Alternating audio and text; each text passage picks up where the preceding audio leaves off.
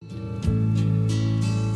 atas sajadah yang panjang ini diselingi sekedar interupsi.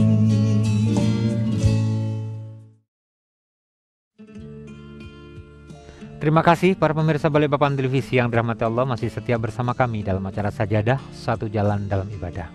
Dan mari kita bahas tema hari ini, Derajat Muttaqin, bersama narasumber kita Al-Ustadz Bapak Ahmad Rosidi. Silakan Ustadz. Baik, terima kasih. Bismillahirrahmanirrahim. Assalamualaikum warahmatullahi wabarakatuh. Waalaikumsalam warahmatullahi wabarakatuh.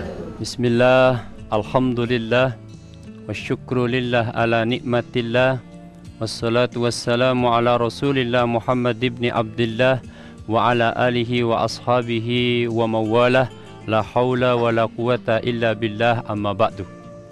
Para pemirsa Balikpapan TV yang dirahmati oleh Allah Subhanahu wa taala, ibu-ibu di studio Balikpapan TV, Majelis Taklim Nur Hidayah, Al-Hidayah rahimakumullah. Alhamdulillah, kita panjatkan rasa syukur kita kepada Allah, di mana sampai detik ini kita masih diberikan kesehatan zahir batin. Di tengah-tengah tidak sedikit, bahkan banyak sekali saudara-saudara kita yang saat ini sedang berbaring di rumah sakit, hanya sekedar untuk bernafas, menghirup oksigen harus membayar jutaan rupiah. Tapi kita sampai hari ini masih diberikan kesehatan, diberikan kesempatan untuk menghirup udara sebebas-bebasnya, sepuas-puasnya, tanpa Allah meminta biaya ganti rugi sedikit pun. Mudah-mudahan semua itu akan meningkatkan rasa iman, takwa kita kepada Allah Subhanahu wa taala. Amin ya rabbal alamin. Para pemirsa Balikpapan TV yang dirahmati oleh Allah Subhanahu wa taala, setiap khutbah Jumat itu pasti para khutib memberikan satu wasiat yang itu tidak boleh ketinggalan, yaitu wasiat takwa. Ittaqullaha haqqa tuqatih wa la tamutunna illa wa antum muslimun. Bertakwalah kalian kepada Allah. Begitu juga dengan ibadah puasa yang kita lakukan di bulan Ramadan, tujuannya jelas la'allakum tattaqun, agar kalian menjadi orang-orang yang bertakwa. Nah, pertanyaannya, para pemirsa Balikpapan TV yang dirahmati oleh Allah Subhanahu wa taala, sudahkah kita hari ini sampai kepada derajat muttaqin? Apakah cukup hanya dengan melaksanakan sholat Jumat, mendengarkan khutbah Jumat, kita sudah sampai derajat muttaqin? Apakah cukup hanya dengan melaksanakan ibadah puasa, kita sudah sampai kepada derajat muttaqin? Tidak. Di dalam Al-Quranul Karim, di dalam surat Al-Baqarah ayat 3 sampai dengan 4, Allah menyebutkan minimal 5 syarat untuk mencapai derajat muttaqin. Di dalam surat Ali Imran ayat 134 dan 135, Allah menyebutkan minimal ada 4 syarat untuk mencapai derajat muttaqin.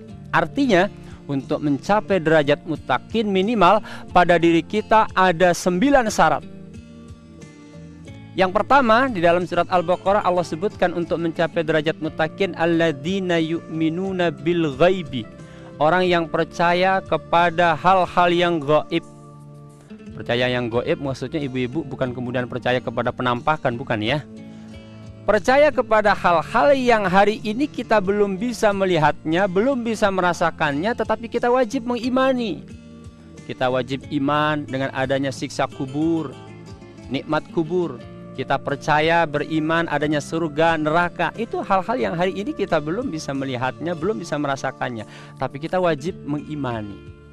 Syarat yang kedua, wa yuqimunas shalatah, mendirikan sholat yang 5 waktu.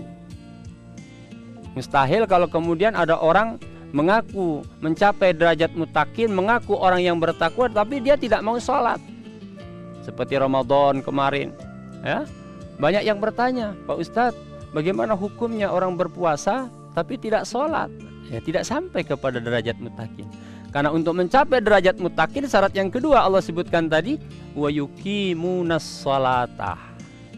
Terutama sholat yang 5 waktu ini yang jangan sampai ketinggalan. Syukur-syukur mampu menambah dengan sholat-sholat sunnah yang lainnya. Sholat sunnah duha, tahajud, ya, istikharah, taubat, dan lain sebagainya.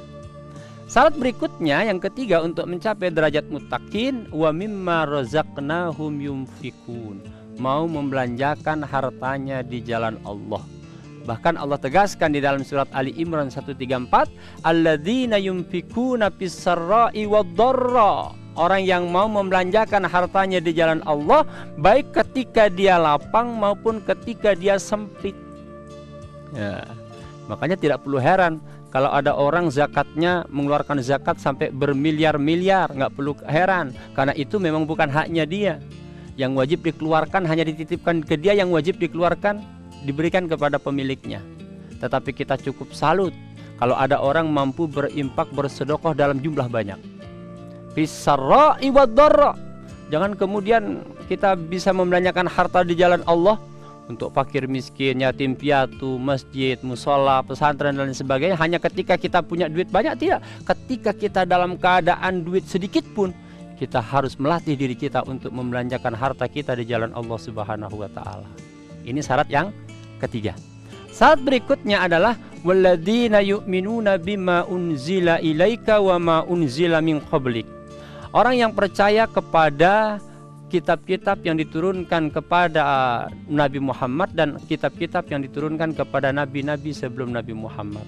Ada 4 kitab yang wajib kita percayai. Kitab Taurat, Injil, Zabur, dan Al-Quran.